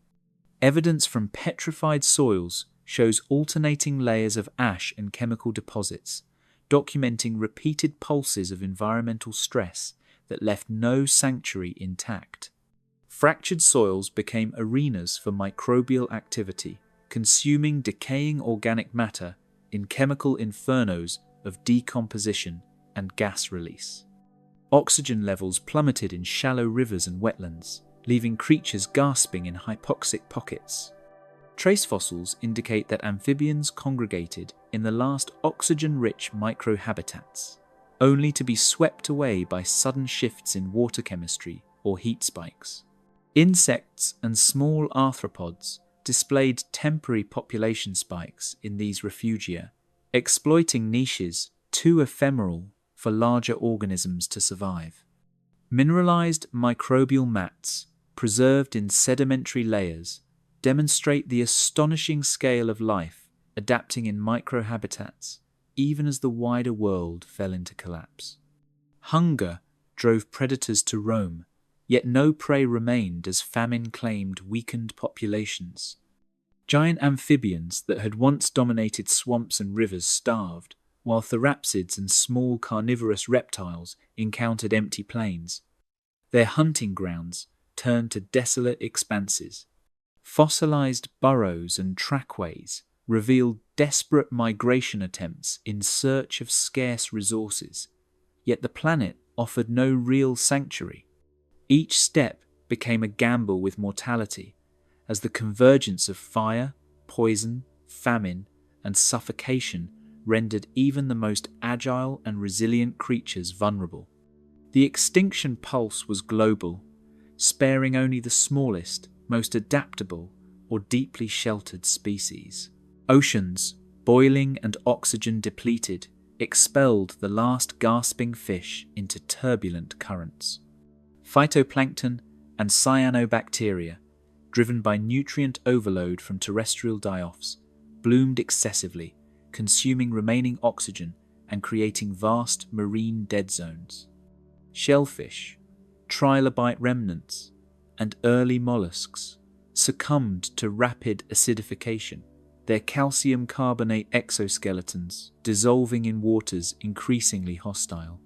Apex marine predators, including large bony fish and early cephalopods, dwindled under combined pressures, leaving behind sediment layers rich in chemical anomalies but devoid of large vertebrate fossils. Geochemical markers of carbon and sulfur isotopes confirm this global die-off, recording the severity of the Permian oceanic collapse. Clinging to minuscule, scattered puddles, amphibian colonies succumbed to relentless heat and desiccation. Soil cracking and evaporative loss reduced moisture to near zero, leaving the remaining organisms dependent on ephemeral water sources. Fossilized footprints document frantic movement toward marginal habitats, yet fire, toxic runoff, and predation ensured few individuals survived long enough to reproduce. Plant life was reduced to sparse, stress-tolerant forms, each struggling to photosynthesize beneath haze-darkened skies. While pollen and spore records reveal abrupt declines in diversity and reproductive success, even the smallest vegetative patches carried the imprint of extinction pressures, showing the global scale of environmental stress. Volcanic emissions mingled with storm surges, creating clouds of acidic vapor that swept inland with hurricane-force winds. These storms accelerated the destruction of fragile microhabitats, stripping vegetation from riverbanks, scouring soils, and depositing thick layers of mineralized ash across plains and lowlands. Geological evidence demonstrates repeated pulses of lava and chemical precipitation, preventing ecosystems from recovering between catastrophes. Each successive pulse compounded mortality, leaving a planet increasingly inhospitable to complex life. Charcoalized tree trunks and preserved plant imprints reveal that firestorms and acid rain often coincided, amplifying the lethality of environmental collapse. In the stratified deposits of continents, staggering mortality is recorded, each layer a testament to ecological collapse. Fossil assemblages show abrupt turnover in species composition, extinction of dominant lineages, and survival of only the most adaptable or micro-habitat-dependent organisms. Isotopic anomalies in carbon, sulfur, and oxygen ratios corroborate the extreme environmental shifts, documenting life struggling against a multi-front crisis of heat, poison, suffocation, and starvation. Fossilized burrows and sedimentary trace fossils reveal isolated survival events, hinting at the faint persistence of life even amid near total collapse. Rare species persisted in marginal refuges, their survival precarious and temporary. Small insects, burrowing reptiles, and extremophile plants occupied isolated niches where heat, chemical toxicity, and predation were mitigated just enough to allow reproduction. Yet these refuges were fragile, scattered, and incapable of sustaining large populations or rebuilding lost ecological networks. Fossil evidence suggests these survivors seeded the eventual recovery in the Triassic, but only after hundreds of thousands of years would ecosystems regain any semblance of complexity. Microbial mats and cyanobacterial colonies in fossil sediments indicate that even simple life persisted, laying the groundwork for ecological rebirth. The final echoes of the Permian world fading left fragments of life behind, silent witnesses to a global apocalypse. The convergence of fire, poison, famine, and hypoxia annihilated more than 90% of marine species and 70% of terrestrial vertebrates. Charred soils, desiccated riverbeds, and chemical-laden sediments stand as enduring records of a planet transformed by catastrophe. Even the few surviving species bore scars of extreme environmental stress, including bone deformities, stunted growth, and reduced reproductive success. In this ultimate crucible, life's persistence became a testament to resilience under conditions beyond imagination, foreshadowing evolutionary innovations that would arise from the shadows of total devastation. Echoes of terror, the silent world after the nightmare. A hollow wind whispered across lands where towering forests once captured sunlight. Now, skeletal remains of trees reached like desperate hands toward a dim, ash-streaked sky, their branches brittle from fire and chemical corrosion. Rivers, once bustling with fish and amphibians, had dwindled to trickles or evaporated entirely, leaving mineral-stained beds. Shadows of past life clung to every surface, faint and fragile. The scale of devastation revealed not only the immediate brutality of fire, poison, and famine, but also the long-lasting imprint of environmental stress on ecosystems, foreshadowing a world teetering on the brink of total silence. Sediment-laden pools, reflected skies tainted with ash and chemical residue, signaling lifeless waters. Tiny microbial mats, resilient and adaptive, clung to the edges of these stagnant pools, creating the first faint echoes of biological continuity. Amphibians that had survived the great floods now congregated in microhabitats, struggling to extract oxygen from the tainted water. Trace fossils indicate sporadic predation among these survivors, though numbers were infinitesimal compared to pre-catastrophe populations. Each ripple in the pools became a study in survival, a testament to life eking out existence in chemical landscapes reshaped by volcanic ash, acidification, and oxygen depletion. Resilient microbial communities thrived in fractured soils, orchestrating the first slow cycles of regeneration. Fungi and bacteria formed symbiotic networks that began breaking down charred plant matter, gradually releasing nutrients back into soils stripped of fertility. Root systems of surviving plants exploited these pockets of enriched sediment, setting the stage for incremental recolonization. Fossilized spores suggest that some microbial lineages had undergone genetic adaptations to survive extreme heat, low moisture, and elevated chemical toxicity. These underground ecosystems, invisible to most observers, were silently stabilizing landscapes, offering a blueprint for the recovery of life in a post-apocalyptic Permian world. Twisted trunks and scorched ferns marked the remnants of ecosystems that could not endure. Charcoal deposits, preserved in sedimentary layers, reveal repeated cycles of wildfires, some ignited by lightning, others triggered by volcanic activity. The intensity of combustion, combined with acidic precipitation, sterilized soils across vast expanses, leaving only a few hardy cryptogams and small vascular plants to recolonize. These survivors bore adaptations unusual for the period: deep root penetration, rapid spore release, and chemical defenses against lingering toxins. Every burned landscape became a laboratory of natural selection, where only the most resilient organisms could endure the immediate aftermath of the planetary conflagration.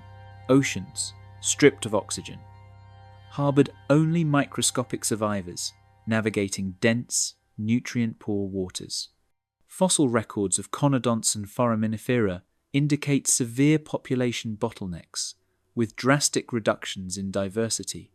Marine predators, from early fish to ammonoids, were nearly extirpated, leaving ecosystems dominated by microbes, algae, and sporadic small invertebrates. Geochemical analyses reveal spikes in sulfur isotopes and carbon anomalies, reflecting widespread oceanic anoxia and acidification.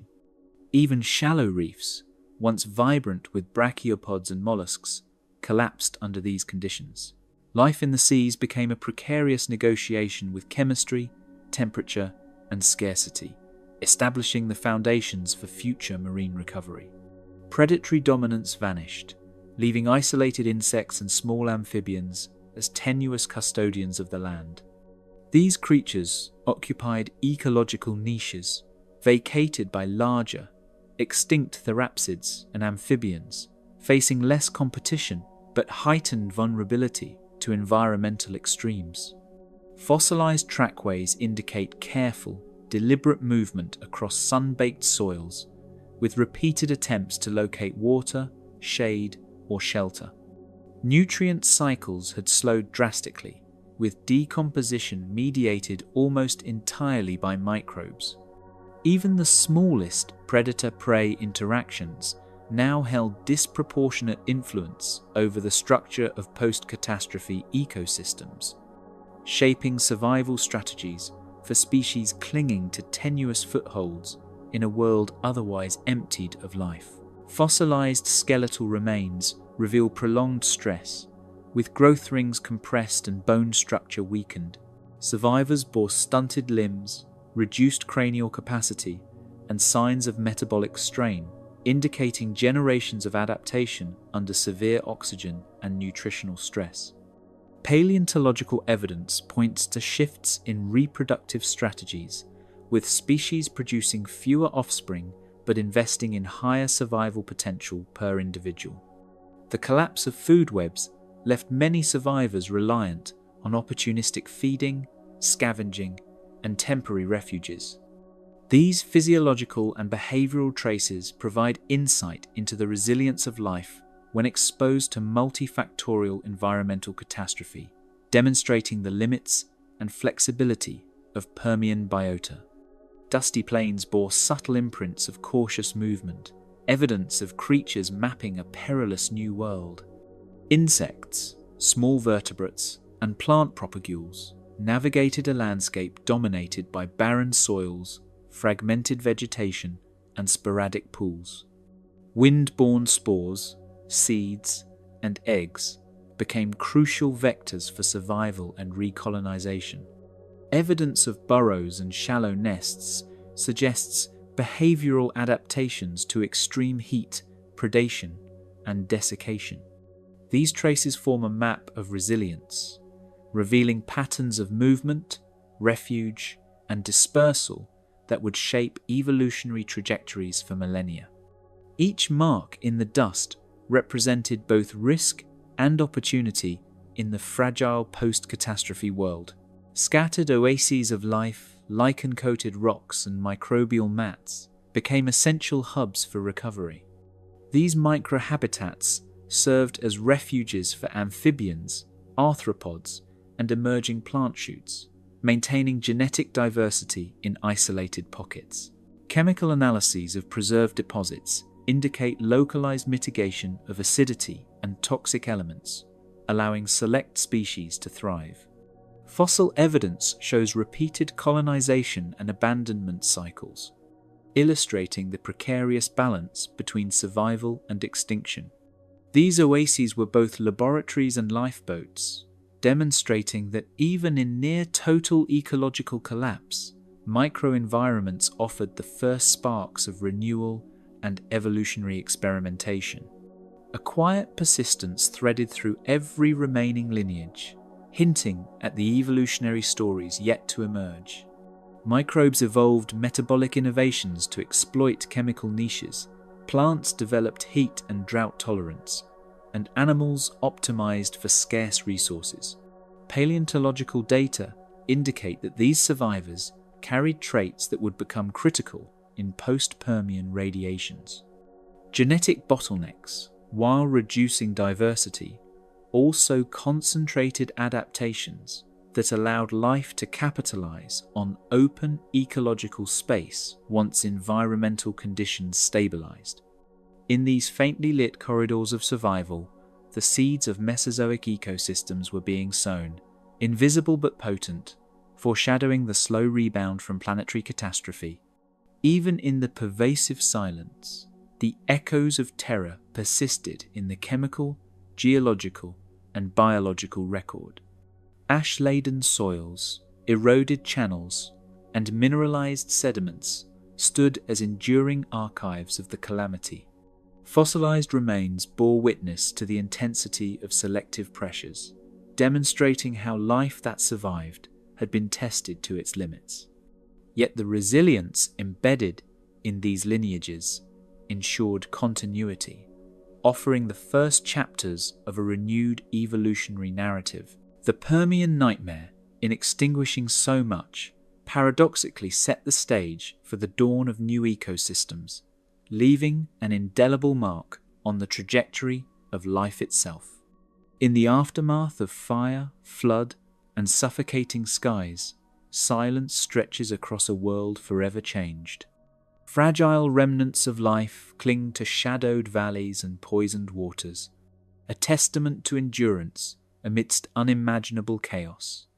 The Permian nightmare reveals not just the terror of extinction, but the tenacity woven into the fabric of life itself. Shadows of a once ravaged earth linger in every scorched plain and darkened ocean, reminding us that survival is both fleeting and miraculous. Like, comment, and subscribe to share your thoughts and explore more prehistoric stories.